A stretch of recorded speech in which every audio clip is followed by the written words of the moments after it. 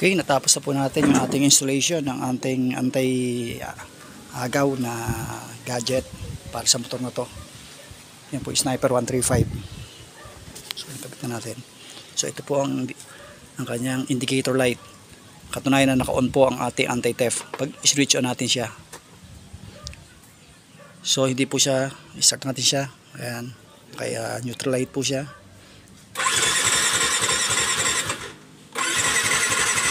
Ayaw pong gumana kasi naka-on po.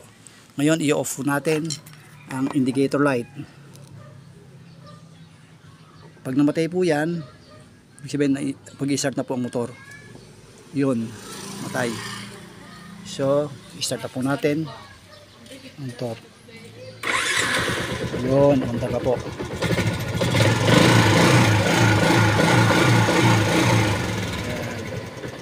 So, ang ating po, pag pinatay nyo, automatic po na mag-on ang ating anti-theft. Ang ating gadget. Pinatay. Pag in-on po natin, naka-on na po yan. Katunayan na hindi na siya andar.